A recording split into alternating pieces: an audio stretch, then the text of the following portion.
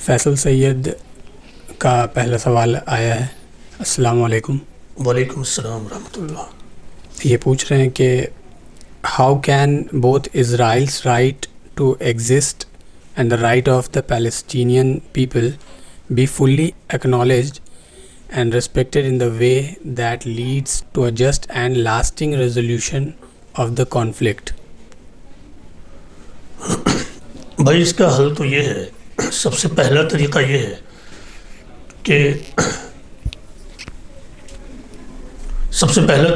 ہے کہ اسٹیٹس کو مان لیا جائے۔ اسٹیٹس کو کا مطلب ہوتا ہے حالت موجودہ، یعنی جو ایگزسٹنگ سچویشن ہے، تو ایگزسٹنگ سچویشن کو مان لیا جائے اور اس کو مان کر کے زندگی کے سفر کو آگے بڑھایا جائے اور بقیہ معاملات کو نیگوسیشنز کے ٹیبل پہ رکھ دیا جائے۔ اسٹیٹس کو مانتے ہوئے نیگوسیشن کے ٹیبل پر بقیہ چیزوں کو رکھ دیا جائے۔ دیکھیے جب صورتحال نازک ہو جاتی ہے، جب معاملات اس حد تک بگڑ جاتے ہیں کہ لوگ ایک دوسرے کا خون بہانے کو بھی تیار ہوں اور خون بہانے میں بھی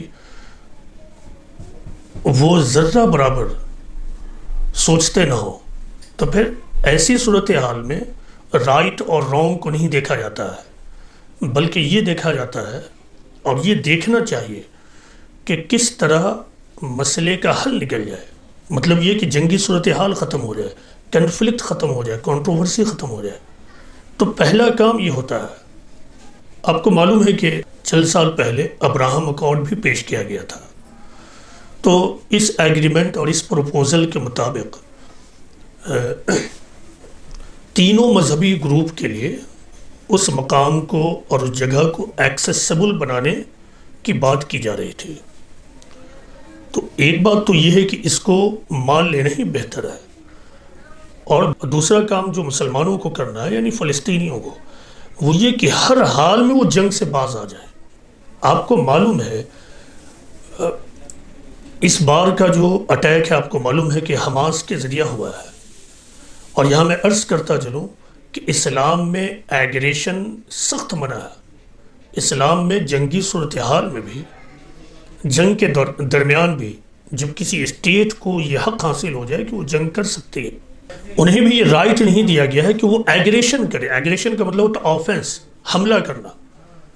اسلام نے اسٹیٹ کو ڈیفنس کی اجازت دی ہے، لیکن دیکھیے حماس نے غلطی کی، یہ تو ایک بات ہے۔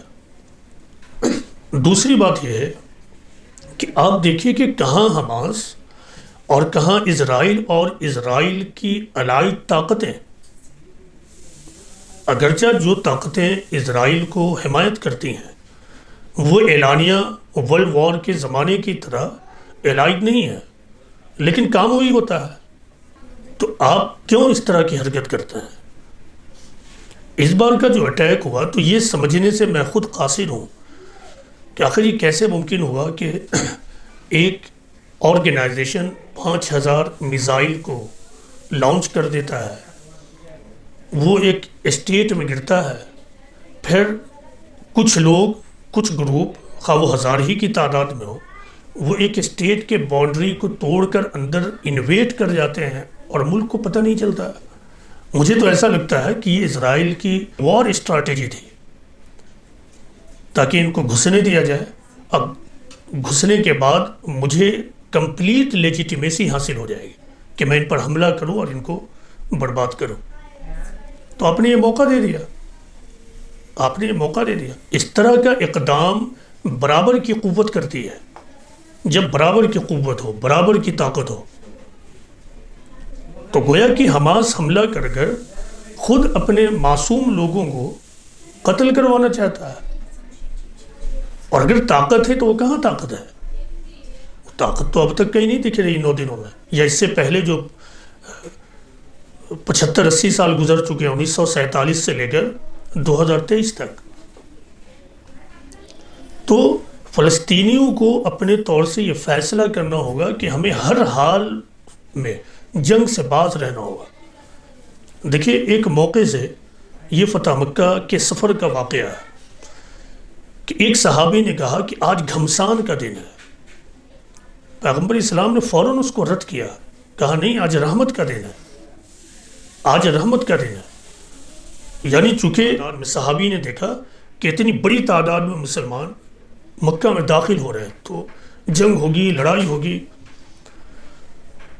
تو اسلامی تعلیم کی یہ خلاف ہے کہ اس طرح کی سوچ بھی رکھی جائے، بلکہ پیغمبر اسلام نے یہ سکھایا ہے کہ ہمیشہ رحمت کے انداز میں سوچو.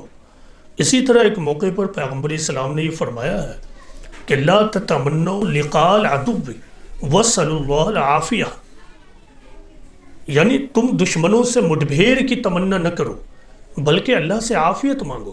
بھائی اس طرح یہ جو تعلیمات ہیں، یہ جو پیغمبرانہ تعلیمات ہیں، تعلیمات محمدی ہیں، ان کا استعمال کب ہوگا؟ آخر کب آپ اس کا استعمال کیجیے گا؟ پیغمبر اسلام کی پوری زندگی کا آپ مطالعہ کر لیں، آپ نے کبھی بھی بے نتیجہ اقدام نہیں کیا، اسٹیپ نہیں لیا. مکہ میں حضرت ابو بکر نے کہا کہ اے اللہ کے رسول آپ ہمیں حکم دیجئے، ہم اعلان کریں گے. پیغمبر اسلام نے کہا کہ یا ابا بکر انا قلیل، اے ابو بکر ہم تھوڑے ہیں. اس کے باوجود ابو بکر نے اعلان کر دیا. کعبہ کے پاس جا کر انہوں نے کچھ بات چیت کر لی. جیسے ہی لوگوں کو معلوم ہوا ان لوگوں نے ابو بکر پر حملہ بول دیا، بہت زیادہ ان کو مارا پیٹا، زخمی کر دیا. ان لوگوں نے اس وقت چھوڑا جب ان لوگوں نے یہ سمجھ لیا کہ ابو بکر مر چکے ہیں. اس کے بعد تاریخ آگے بڑھتی ہے، عمر فاروق اسلام قبول کرتے ہیں، تب 38 سے 40 لوگ اسلام میں داخل ہو چکے تھے. حضرت عمر اور جوشیلے اور بہت ہی حوصلہ مند طبیعت کے آدمی تھے. انہوں نے پیغمبر اسلام سے کہا کہ اے اللہ کے رسول، او پروفٹ آف گاڈ، ہم رائٹ پر ہیں، ہم ٹرو ریلیجن کو، ٹرو وے آف گاڈ کو ایکسیپٹ کیے ہوئے ہیں، ہم کیوں خاموش رہیں جبکہ جو لوگ فالس ہوڈ پر کھڑے ہیں وہ اعلان کے ساتھ رہتے ہیں. پیغمبر اسلام نے کہا کہ یا عمر انا قلیل قد رأیت ما لقینا، اے عمر ابھی ہم تھوڑے ہیں، کیا تم نے ابو بکر کا حال نہیں دیکھا؟ یہ ہے پیغمبر اسلام کا طریقہ. آپ نے کبھی جوش اور جذبات میں کام ہی نہیں کیا، کبھی نہیں. آپ نے ہمیشہ اپنے ماننے والوں کو بتایا کہ تم دشمنوں کے مڈبھیڑ سے بچنے کی دعا کرو، اللہ سے عافیت مانگو اور ہر ممکن کوشش کرو کہ امن کے میدان میں مسئلے کا حل ہو. دیکھیے جنگ کیا، جنگ صرف تباہی ہے. پوری تاریخ میں جنگ کے ذریعہ کبھی کسی مسئلے کا حل نہیں ہوا، کبھی کسی مسئلے کا حل نہیں ہوا. جنگ صرف تباہی لاتی ہے، علاقے کے علاقے کو تباہ کر دیتی ہے، نسل کی نسل تباہ ہو جاتی ہے، جینوسائیڈ ہوتا ہے، خون بہتا ہے. جنگ سے کبھی بھی تعمیر نہیں ہوتی ہے.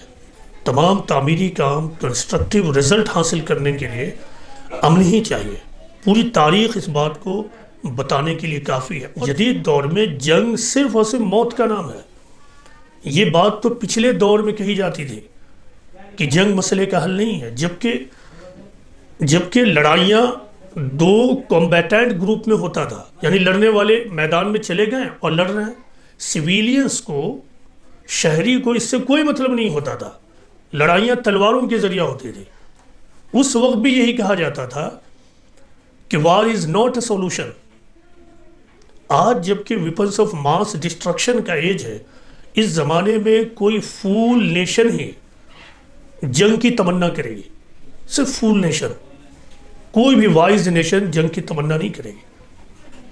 مسلمانوں کو چاہیے اس مسئلے کا حل یہی ہے کہ اسٹیٹس کو ایکسپٹ کیا جائے، ہر حال میں جنگ سے باز رہا جائے، امن کے طریقے کو اختیار کیا جائے، اور بقیہ جو بھی اسٹرگل کرنا وہ پولیٹیکل گراؤنڈ پہ آپ اسٹرگل کیجئے، پیسفل میدان پہ. مثال کے طور پر فری فلسطین کے لیے آپ پولیٹیکل گراؤنڈ پہ اسٹرگل کیجئے، آپ کے لیے میدان کھلا ہوا ہے، آپ کے لیے میدان کھلا ہوا ہے.